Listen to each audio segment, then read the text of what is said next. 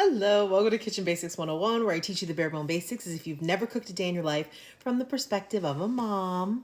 Today we are making oatmeal date cookies. Oatmeal cookies is pretty much the only cookie you're ever going to see me make. I love oatmeal cookies because they're breakfast, right? So I'm going to make them with delicious dates, and that's going to be a superfood breakfast, in my opinion.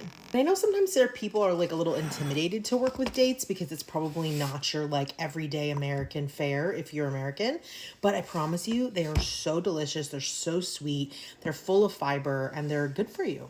Step one is always to prep your ingredients. So I'm going to get a couple of dates out and I'm going to show you. Oh, he rolled off. I'm going to slice it down the middle of the date and I'm going to show you inside. There's a pit right here. And so you got to throw that out. And then there's also like a little piece where it connects to the tree and you want to take that off. Other than that, the rest of this is completely edible. Every other part of the date is completely edible. So we're just going to pit them all really quick. Now you can buy them pitted or you can probably buy them sliced up into little chunks if you want to forego the step we're doing right now. But I just buy the thing at Costco and it comes with them with pits and it's not that big a deal. Like I said, you just peel them open, pull out the pit. And then if you have that little end piece, which they don't all have, then you're going to peel that off too. It is a sticky job, but it's an easy one. So I'll come right back. Dates are very sweet. So I'm going to be cutting back on the recipe, how much sugar I put in there a little bit because I'm putting all these dates in. Like if you're using a oatmeal chocolate chip recipe or an oatmeal raisin recipe, this is going to be much sweeter with the dates. So now I'm just chopping the dates up into little chunks and pieces. And I'm looking to get about a cup and a half of dates to add to my recipe.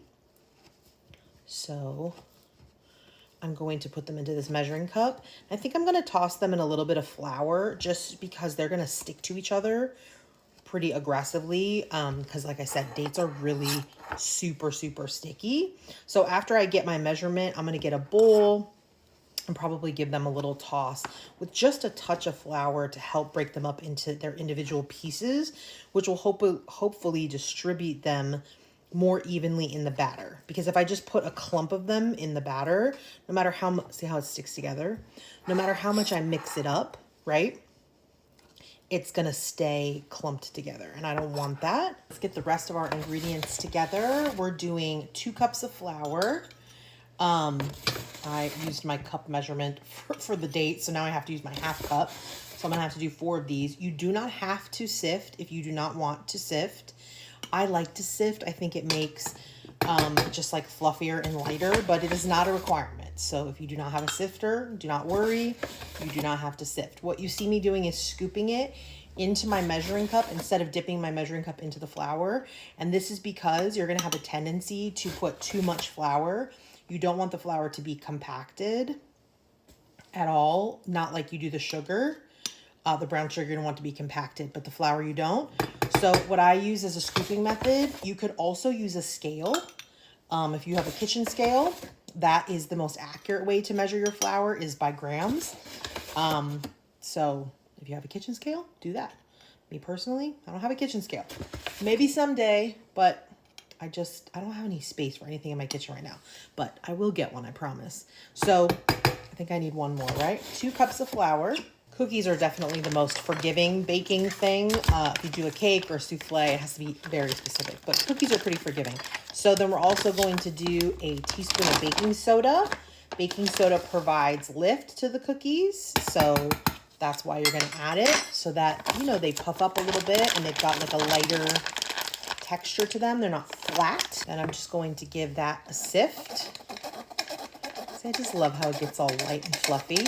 But again, don't have to sift. You could also, if you don't have a sifter, you could use a whisk. A whisk is a great way to add some to aerate and just to see if you have any clumps or anything. Dry ingredients ready, we're gonna set aside. So our dates are ready, our dry ingredients are ready and set to the side. I'm gonna crack 2 eggs into this measuring cup. And the reason that I'm watching my dates fall out of the container, a measuring cup is because you don't want to crack the egg directly into your batter in case you get shell or something. And a measuring cup just makes it easy to pour. I have a stand mixer. You don't have to have a stand mixer. You could use a hand mixer. You could do it by hand, but it's going to be more challenging. This is 1 cup of softened butter. If you're using Kerrygold, it's 1 brick of it is a cup. But if you're using sticks of butter, it's 2 sticks. So we're just going to cream that butter for a minute on its own. I just realized it's kind of blurry because it's moving. Is that better? Okay, we're going to cream our butter. Then we're going to add 1/3 cup of regular white sugar. I'm going to add 1 cup of packed brown sugar. So we've got 1/3 cup of white sugar and then 1 cup of brown sugar packed. And we're going to cream that together with the butter until it turns pale in color and it's completely incorporated. So a minute or 2. Okay, that's looking gorgeous. Now we're going to add to this our 2 eggs. Beautiful. And then we're going to add 4 teaspoons of vanilla. I'm using this vanilla bean like paste, although I don't know if I have enough, but you can totally just use regular vanilla bean extract as well. Okay, then we're just going to mix everything together. This is your opportunity to get your ingredients well incorporated before you add the flour. Because once we add the flour, we're going to try not to over mix. Okay, we are going to do 1 scrape down to the sides. And that's just to make sure that everything's getting fully incorporated. Now, some stand mixers or attachments have a special scraper, so you supposedly don't have to do this part, but mine does not. I have my mixer turned down to stir, which is its low setting. And I'm just going to very carefully add 1 scoop at a time my dry ingredients, which is my flour mixed with my baking soda, because we don't want to over mix this. We want it to get incorporated. So I just do it like 1 spoonful at a time. And I know it's like, oh my God, it's going to take forever, but it really doesn't. It really only takes a minute. Use a big spoon. All right, that's how our batter looks now that we've incorporated the flour. Now I'm going to go toss the dates in a little bit of flour. My recording device here. Okay, I'm going to put my dates in my bowl and see how sticky they are. They stick to everything. They're super sticky like honey. So I'm just going to put the tiniest bit of flour. We don't want to add too much flour to our batter. I'm just going to put a tiny dusting of flour over them and toss them and just try to get them to separate a little bit into individual pieces more, so that it's not just one giant clump of dates. Here's all the dates that I've got tossed to separate them up as best I could, and I broke them up a little with my spoon. But before we add the dates, we got to add our oatmeal. So you're going to add 3 cups of rolled oats to your batter. I'm using these amazing sprouted rolled oats that are gluten-free that I received from Costco because they're amazing. But you can use whatever oatmeal you like. You can see why we need a mixer. Look at how thick it is. And now I'm going to add my dates. Okay, we're going to pop the batter in the fridge and we're going to let it chill for like 30 minutes, but you can even do it overnight. And then we'll scoop our cookies.